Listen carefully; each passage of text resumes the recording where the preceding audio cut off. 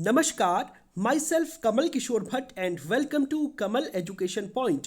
भारत ने European union यानी कि ईयू को सख्त हिदायत दी है कि जो 1 अक्टूबर 2023 से आप जो कार्बन टैक्स को इंट्रोड्यूस कर रहे हो अपनी कंट्री में, ऐसा मत करना और अगर ऐसा तुमने किया तो इसके गंभीर परिणाम आपको भुगतने पड़ेंगे। भारत इसका प्रत्युत्तर तुम्हें देगा और वर्ल्ड ट्रेड ऑर्गेनाइजेशन WTO में आपको देख लेगा। और सबसे बड़ी बात यह है कि भारत ने जो धमकी इसको दी है, इसमें चाइना हमारे साथ खड़ा है। चाइना ने भारत को सपोर्ट किया है, साउथ अफ्रीका और ब्राजील जैसे बहुत सारे देश हैं जिन्होंने भारत को सपोर्ट किया है। तो क्या है ये कार्बन टैक्स जिसे यूरोपियन यूनियन लेकर के आया है और इससे भारत, चीन समेत दुनिया के किन देशों को घाटा होगा और वो देश इसका विरोध क्यों कर रहे हैं और ये वैश्विक व्यापार के नियमों के किस तरह से विपरीत। आप देख सकते हैं मिंट ने आर्टिकल छापा है, इंडिया में hit back at use carbon tax. ठीक है, तो सबसे पहले जानते हैं कि ये कार्बन टैक्स आखिर है क्या। देखिए, आप जानते हैं कि कार्बन का मतलब तो आप समझ गए होंगे, कार्बन टैक्स से भी आप समझ गए होंगे कि ये कहीं ना कहीं इन्वायरमेंट, ग्रीन हाउस, इन सब से रिलेटेड होगा। तो ईयू का कहना है कि फॉर एग्जांपल कोई कंट्री एक्स है, मान लीजिए यहां से कोई सामान बिकने के लिए जाता है यूरोपियन यूनियन में। आप जानते हैं यूरोप के सारे देश एक साथ रहते हैं, एक केवल ब्रिटेन इससे एग्जिट हुआ है, बाकी सारे के सारे देश अभी भी यूनियन बना के रहे हैं। और हालांकि वहां पर बहुत सारी कंट्रीज हैं जैसे कि स्वीडन है, हंगरी है, जो ये कहते हैं कि हम यूरोपियन यूनियन से अलग होना चाहते हैं, लेकिन फिलहाल अभी केवल ब्रिटेन को छोड़कर बाकी सारी कंट्रीज यूरोपियन यूनियन में एक साथ रह रहे हैं।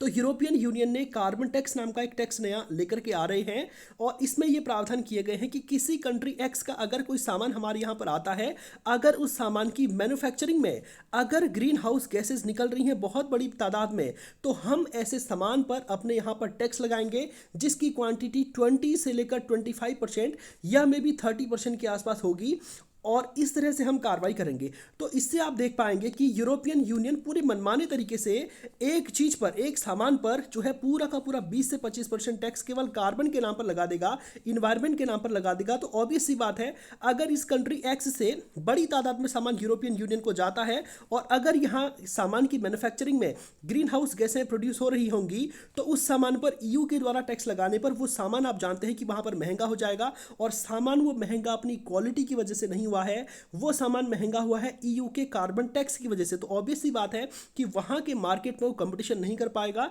और वहां के मार्केट में वो टिक नहीं पाएगा, जिससे उन देशों को नुकसान होगा जहां पर देखो बहुत सारे हमारे ऐसे सामान होते हैं, बहुत सारी हमारे यहाँ पर ऐसी मैन्युफैक्चरिंग होती है जिससे पर्यावरण को नुकसान पहुंचता ही पहुंचता है, ग्रीन हाउस गैसें प्रोड्यूस होंगी ही होंगी। तो वो सामान अगर भारत समेत दुनिया के और देश इसको बेचेंगे तो इस पर बॉर्डर पर टैक्स लगाएगा। तो ये इसने प्रावधान किया है और सिंपली देखिए इनका लक्ष्य इसमें अपने आप में क्या है ना, इनका लक्ष्य ये है कि ईयू ने एक लक्ष्य रखा हुआ है कि हम 2030 तक हमारे यहाँ पर जो कार्बन इमिशन है ना, इसको हम 55% तक कम कर लेंगे 1990 के लेवल से। यानी कि 1990 में यूरोपियन यूनियन में जो कार्बन का लेवल था, हम उसका 55% कम करेंगे 2030 तक। और पहले इन्होंने अपना लक्ष्य रखा था 40% का, लेकिन अब इन्होंने लक्ष्य रखा है 55% का। तो इस लक्ष्य को पूरा करने के लिए चाहते हैं कि हमारे देश में ऐसा सामान न आए जिसको प्रोड्यूस करने में ग्रीन हाउस गैसेस बड़ी तादाद में उत्सर्जित हुई हैं। और इस उद्देश्य से इनका कहना है कि हम इस टैक्स को इंट्रोड्यूस किए हैं और इस टैक्स से जो हमको पैसे मिलेंगे ना, आपको बता चुका हूं कि 20 से लेकर 25%, 30% तक ये लोग टैक्स लगाने वाले हैं। और इस टैक्स से जो पैसे इनको मिलेंगे, इस टैक्स को वे अपने यहाँ के इन्वायरमेंट, अपने यहाँ के ग्रीन हाउस गैसों के उत्सर्जन को किस तरह से कम किया जाता है, यानी कि अपने ग्रीन बजट में ये लोग उसको शामिल करेंगे और वहीं पर ये लोग इसको खर्च करेंगे। तो सिंपल सी बात, उम्मीद करता हूं कि आप कार्बन टैक्स क्या होता है इसको समझ पाए होंगे।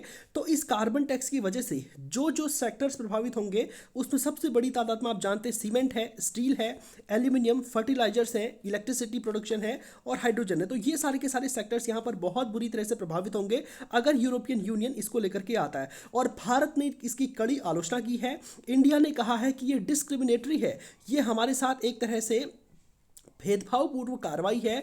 जो कार्बन बॉर्डर टैक्स आप लगा रहे हो यूरोपियन यूनियन, तो ये एक तरह से भेदभाव वाली कार्रवाई इसको माना जाएगा और भारत ने इसका कड़ा विरोध किया है।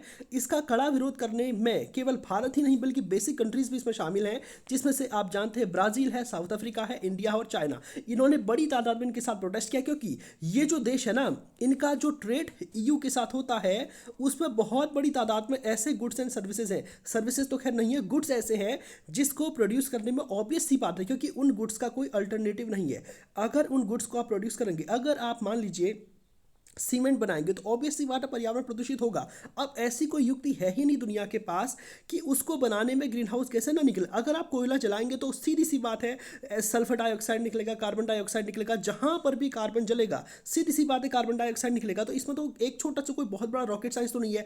तो हमारे यहाँ पर बहुत बड़ी तादाद में ऐसी वस्तुएं हैं जिनको बनाने में ग्रीन हाउस गैसें निकलेंगी ही निकलेंगी। अब यूरोपियन यूनियन यहाँ पर खेला क्या कर रहा है कि यूरोपियन यूनियन जिस सामानों को बनाता है आमतौर पर उसमें कार्बन रिच मैन्युफैक्चरिंग नहीं होती है, इसलिए वो ये सारा का सारा गेम खेल रहा है। अगर यही यूरोपियन यूनियन इन सामानों का एक्सपोर्टर होता तो फिर तो ये कभी भी कार्बन टैक्स को इंट्रोड्यूस नहीं करता। और भारत की सबसे बड़ी प्रॉब्लम इसमें यह है कि 2020 की अगर हम आंकड़े देखें तो इन 2020 the EU accounted for 11.1% of India's total global trade. ठीक है, तो इंडिया का जितना भी टोटल ग्लोबल ट्रेड होता है उसका 11.1% हम यूरोपियन यूनियन के साथ करते हैं।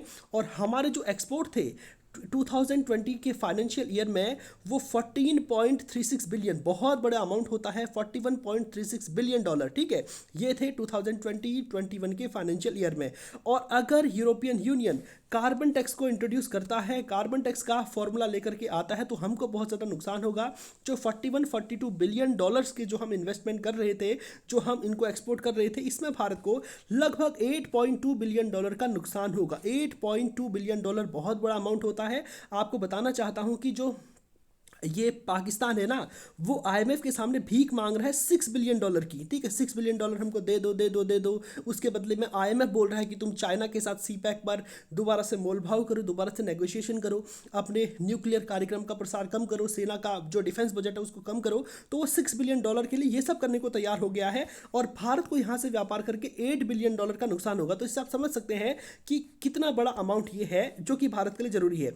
और भारत ने इसका कड़ा विरोध किया है। भारत का साफ साफ कहना है कि ये जो काम आप कर रहे हो ना, ये इन्वायरमेंट का तो सिर्फ बहाना है, ये सिर्फ और सिर्फ अपने मार्केट को बचाना है। और भारत के खिलाफ जो कार्रवाई आपकी हो रही है ये पूरी तरह से गलत है। और भारत ने इस इशू को उठाया था UNFCCC। आपको पता होगा कि इससे पहले UNFCCC है, CBD है और भी बहुत सारे संगठन हमारे यहाँ पर है। तो जो UNFCCC है, United nation forum for climate change, ये वाला जो फोरम है UNFCCC, इसकी जो COP27 में हुई थी, इससे पिछली बार मिस्र में कॉप आयोजित की थी, इसकी COP27 में यहाँ पर भारत ने इस मुद्दे को उठाया था।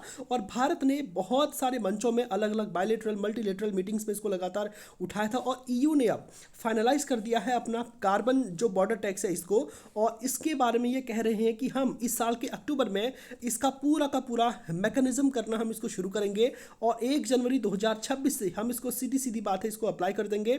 और उसके बाद से 1 जनवरी 2026 के बाद से जो भी गुड्स हमारे यहाँ पर आएंगे, हम ये देखेंगे कि इसका मैन्युफैक्चर जो हुआ है उस समय कितनी बड़ी तादाद में जो ग्रीन हाउस गैसें हैं वो उत्सर्जित हुई हैं।